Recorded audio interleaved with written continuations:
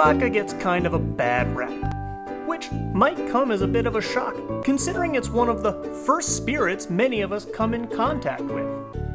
In my case, at the working end of an ice luge. But beyond the rainbow of wildly flavored varieties out there, vodka has a complex and important role in modern cocktails. The definition of vodka can be a little misleading. The name vodka comes from the Russian word for water, which makes sense when vodka is supposed to be a clean and neutral spirit with no distinctive flavor, aroma, color, or character. It can be made from pretty much any raw material, although the most common ones are potato and grain. Well, that sounds easy enough.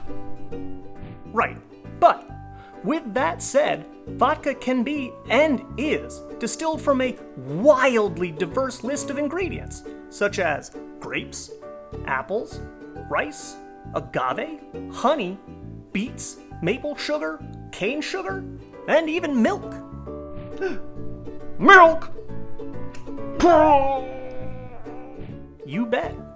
This variety leads to some amazing aromas, flavors, and distinctive textures. Both Russia and Poland claim to be vodka's homeland, so I'm gonna gloss over that because, as a puppet, I'm not really equipped to be in the middle of a Cold War. It also doesn't matter, because the most important step in vodka's history really occurred in the 19th century with the invention of the coffee or column still. The basic concept of distilling has always been pretty simple. Making a harder alcohol from a primary, lower alcohol base using heat. In column distilling, a primary fermented mash is repeatedly injected into a column, with steam constantly rising up to meet it. The steam is kept at a perfect temperature to strip alcohol from the mash and leave undesired compounds behind as it rises through the column.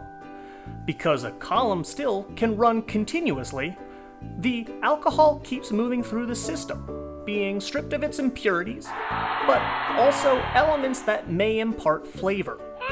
And most vodka is distilled a minimum of 3 times. And charcoal filtered. Yeah. That's how vodka earned the reputation for flavorlessness. Though, in truth, vodkas can display different flavor notes, fragrances, textures, and even sweetness. The hard part about recommending a vodka is the sheer scale of examples on the market.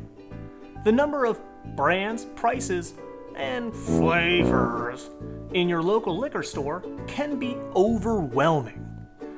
There are the big brands you probably recognize, and then there are the countless craft vodkas coming out from all around the world.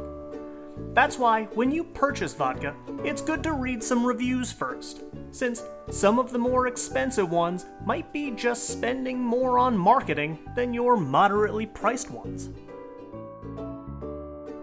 Ha! Try pairing it with food. Chilled vodka shots are great when sipped between bites of savory and fatty foods, like smoked salmon or caviar. Just make sure that the spirit is incredibly cold. This isn't just about masking some of the alcoholic heat, you'll get a more viscous, pleasantly rich mouthfeel. I get why bars refused to carry vodka during the early years of the cocktail renaissance. It had to be done. It was to encourage guests to branch out of their comfort zone and try less popular spirits. I am embarrassed to say, I was that bartender who turned his nose up to this entire category and would silently judge guests that ordered vodka cocktails. But it's that type of thinking that's very short-sighted, and we're well past that need now. Vodka plays an important role in cocktail creation. Specifically, It provides body and celebrates the mixer. That's why something savory like tomato or spicy like ginger really shine when paired with vodka. But if you're asking me, the best vodka cocktail ever created is the Cosmopolitan. Strip away all its silly cultural association, and what you're left with is a fancified Cape Cod. Citrusy, not too alcoholic, and best of all, pink.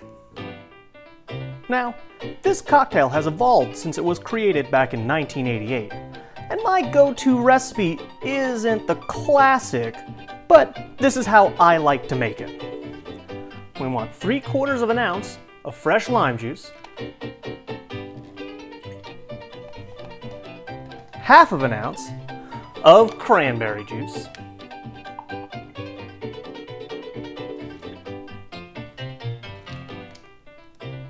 I like 1 ounce of Cointreau,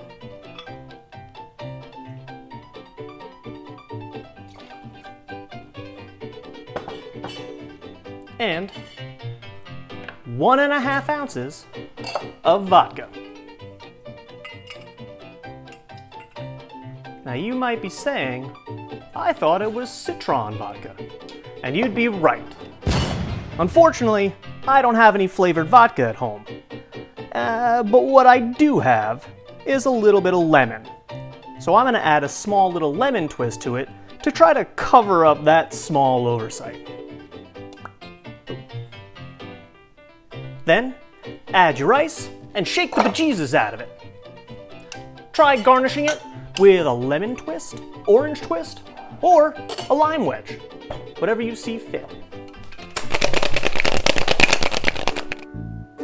I hope that I've encouraged you to have fun playing with this spirit, because I bet that you have a bottle or two of it in your home bar.